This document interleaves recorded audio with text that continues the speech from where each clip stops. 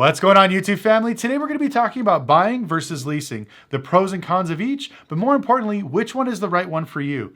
Now, there are hundreds of videos all over YouTube telling you why you should buy versus leasing, and they go over all the numbers, but I want to give you real world case scenarios so this way you can make the right decision on buying a car, because you don't want to get stuck with a lease you can't get rid of or a car that you're buying that you don't want. So leasing versus buying has always been a very spicy subject. Every time somebody goes out in car shopping, this is when it usually pops up and people don't do the research before jumping into it.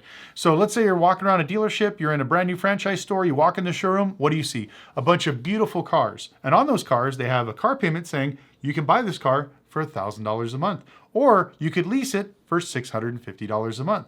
People get excited. Well, man, I would love to lease this for only $650 a month. They sign the paperwork and then they think they're getting a great deal. Always think about it this way. Every time you do a lease, somehow, some way, they're trying to get you to buy that car for full retail, and that's their plan. So just keep that in mind as we go through this video, because as we go into some of these real world case scenarios, you're going to start to see how this all comes to fruition. So let's talk about a few pros of leasing. Now, a lot of people don't know this, but you can actually lease new and used vehicles. My Mercedes 6x6 is currently being leased. So a lot of people like to lease cars because they don't want to keep the car for a long period of time. They want to drive it, have their fun, and give it back maybe after 2 to 3 years. This is a very common thing. I have family members and friends that do this every 2 to 3 years. They love getting brand new cars, and they are perfectly okay with giving that car back and keeping payments every single month. On the other hand, you have some people that want to own their cars, that want to know exactly what they're paying off every single month. And once that's over, they want to own it outright. Like my parents, they will buy a car and drive it till the wheels literally fall off of it, and then they'll go get another car. That's just the way they operate. So there are definitely two sides of the spectrum. So these are some of the factors that I tell people when you're going into buying versus leases. This is what you should think about. Is this something that you want to drive for 5, 6, 7, 10 years? Then you should probably buy it. If it's something that you're not really worried about, that you just want to have some fun with and give it back, then I would probably lease it. Another thing I'm going to tell everybody, if you're going to buy an EV, lease it. Do not risk the depreciation. This is the only car I'm going to tell you that you should 100% lease, because I don't care what car you picked, what manufacturer, whether it's Porsche, Tesla, Ford, Rivian, Hummer, doesn't matter. All these cars within 2 to 3 years are losing over 50% of their value like that. And you do not want to be left holding the bag when it comes to that. Because just remember, in 2024, which is not too long ago, people are paying $100,000 over MSRP for Cybertrucks, Hummers, and I think 50 grand over MSRP for some of the Tesla Model Plaids when they were $124,000. Now look at it. They're absolutely stuck. But if you would have leased your vehicle back then, you could have had your fun, enjoyed it, give it back to them, and you wouldn't have had to eat any of that depreciation. So I tell everybody, no matter what it is, it's cheaper. Even if you put too many miles on the car and you break your lease, it's still cheaper to pay down the miles than to pay 50% depreciation after 2 years, which is just absolutely insane. So anytime you're thinking about getting an EV, lease it. Do not buy it. Now, what are some of the cars that you should probably finance? I tell everybody, always finance trucks. Do not lease trucks. Now, majority of people use trucks for, either work or off-road activities or camping, whatever the case may be. And what happens when you do these types of things? You beat up on your vehicle. You put dents, you put scratches, sometimes you go out of your way, you put a little bit more miles. And because of this will definitely hurt you if you had a lease. Now, remember, when you do a lease, every single dent and scratch costs you money. So if you lease an F-150 and you think, wow, I got this thing for half price, I'm just going to drive it around for 2 years and give it back. Like I said, they're literally going to go over every dent, every scratch and force you to fix it. And what's going to happen is the bill is going to be so much that's basically going to force you to buy the car. And then when you bought the car, you didn't get to negotiate the price because it was a lease. So now you're paying 100% full retail plus whatever the heck the residual is on that vehicle. And so I tell a lot of people, this is why certain cars make sense when it comes to leasing versus buying. Now, another segment I highly recommend doing this on is luxury cars and luxury SUVs. Some of these models do have massive depreciation. And so I don't want to see you guys drive these cars for, 2, 3 years. And once they get out of warranty, one, you have a bunch of, very, very expensive problems. But more importantly, you could have anywhere from $10,000 to $50,000 in actual depreciation, which is way more than what, like I said, you should ever have to worry about. So if you're thinking about getting maybe a nice luxury SUV or luxury car, I would definitely look at leasing something. So let's talk about a few reasons why you shouldn't get a lease. Now, if you're one of those people that likes to drive their car or works pretty far away and is going to put a lot of miles on there, You probably shouldn't do this because depending on the contract you sign, and unfortunately this is another thing that people don't read, is some of the great lease payments come with very crazy stipulations, like 3,000 miles a year. So first you're excited about your $600 payment, but then you find out you can't drive this car more than 3,000 miles a year. And then let's say you put 12,000 miles on it, depending on your lease, I've seen it anywhere from 10 cents all the way up to $2.50 per additional mile. So you're looking at thousands of dollars in costs just to bring back that car after your lease is done. So if you put a lot of miles on your car, don't lease. Another thing, once again, we're going to go back to beating up your car.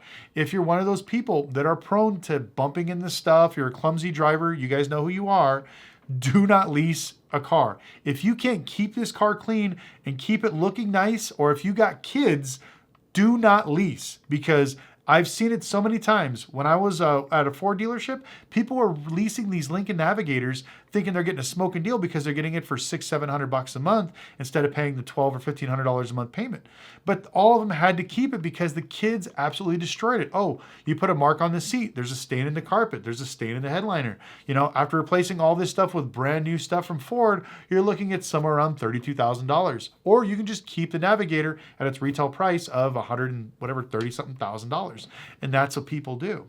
So if you are, like I said, a clumsy driver, or if you have kids, or if you're not really detail oriented where you're not going to clean your car every single week, leasing is probably not for you. So if you have a leased vehicle and you're thinking about returning it to the dealership, stop. You may have other options. You could be giving away thousands of dollars of equity back to the dealership completely for free. Most people think that you have to return your lease back to the dealership, but that is not always true. Also, the dealership's always going to want to do what's in their best interest and probably try to sell you another car even though you don't want one. So even if you want to keep your car, the dealership is going to add a bunch of fees and make it extremely complicated for you to keep that vehicle. And that's where LeaseEnd comes in. They help you explore buying options as well as financing offers and help you keep the car that you already know and love. Now, there is no pressure, no dealership, and no hassle. Now, LeaseEnd makes it extremely simple. All you have to do is go to their website, fill in the information of your vehicle and your leasing options. They'll give you an estimate of your buyout costs on your lease. So next, they're going to show you financing options. So if you don't have the cash to keep your car, they will connect you with lenders to help facilitate your lease buyout. And once you get approved, more importantly, you get to choose which options work best for you. Now, LeaseEnd helps with the paperwork, so you don't have to go to the DMV. You get to keep your car, and now you actually own your vehicle. So you may be asking yourself, why should I buy out my lease? Well, one of the first reasons is, if you like your car, keep it. Next is if your buyout price is lower than the actual market value. Sometimes when you lease cars, they're actually worth more money at the end of your lease than before. So if you give this car back, you're giving up thousands of dollars in equity straight to the dealership. Another reason why is you get to avoid the dealerships altogether. No headache, no hassle. You just deal simply with LeaseEnd and they make it easy and quick. Another reason why is if you've customized your vehicle in any way. I see a lot of people put wheels and tires and wrap their car, make it basically customized in their own. And when you take it back to the dealership, they're going to charge you thousands of dollars to get that car back to stock. So if you've already customized it, done a lot of stuff to it, and you made it your own, might as well keep it. So my advice, if you have a lease and you're interested in seeing what your buyout is and what your options are, definitely go to LeaseEnd's website and check them out. It'll take about 10 minutes to fill out the app, and you'll have exactly all the information you need to see exactly what you need to do to keep that car. Now, I'll keep a link down below with all LeaseEnd's information, and thank LeaseEnd for sponsoring the video. Let's get back into it. Now, here's a reason why you should buy your car. If you're using it for commercial use, we've talked about in a few of my videos, if you're doing Uber, Lyft, or doing any type of rideshare, believe it or not, a lot of leases, especially BMW Financial, Ally, and a lot of these other guys, will not allow you to lease your car and do any type of commercial work. It is actually voiding the contract. Even if you're 100% caught up on your payments, they can go snatch up your car. So if you're doing Uber, Lyft, Amazon, Postmates delivery, whatever the heck the case may be, if you're using your car for any type of commercial use, you have to purchase the vehicle. If you don't be surprised that when your leasing company calls you and snatches up your car. So let's talk about some of the other pros when it comes to buying and leasing. Now, if you're leasing a car, depending on what you're doing it for, like my 6x6 Mercedes, I leased it because I wanted to put it in my company name. I wanted to write off the interest. I wanted to be able to depreciate it a certain way. So leasing gives you a lot of those options where you could do that. Also, if you wanted to structure your payments a certain way, you can definitely do that when it comes to getting a lease for a used car. If you guys are looking for an exotic car, a classic car, or a luxury car, and you want to do a lease and it doesn't have to be brand new, I highly recommend looking at LLP. I'll leave a link in the description below so you guys can check them out. I've been using them for years. That's who my G-Wagons financed by and a few of my other cars. They're a great group of people. It takes 15 minutes to get approved. I recommend calling them. Now, some of the pros about purchasing cars, if you actually go through and get an auto loan, is the fact that you could always refinance it. So if the rates start to go down as they're doing currently right now, you could always go back to your bank and refinance it and get a better rate, or you could stretch out your term.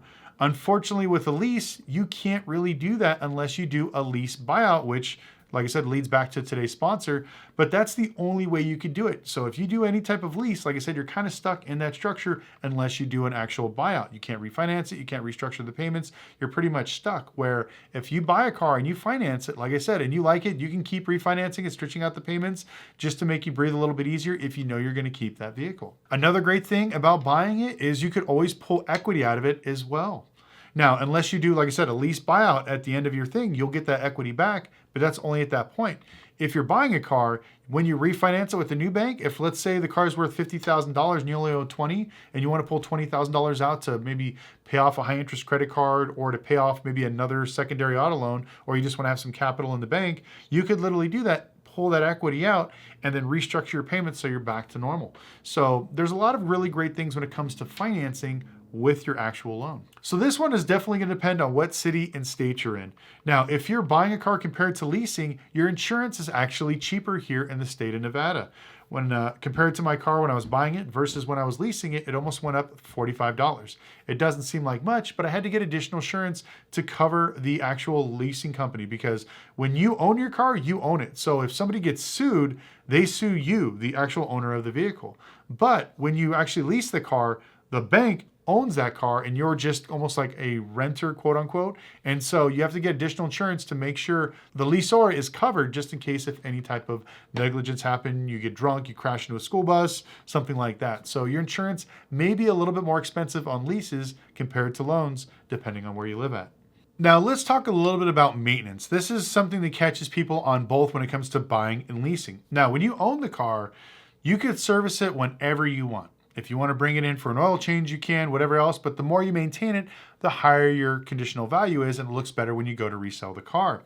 When it comes to leasing, depending on your lease, sometimes service intervals are required. So even though it may be cheaper monthly payment, if they're hitting you up every 6 months for a $200, $300, $400 service, you're going to have to pay that. Now, a lot of people are going to chime in and say, well, I lease cars so I don't have to deal with the maintenance.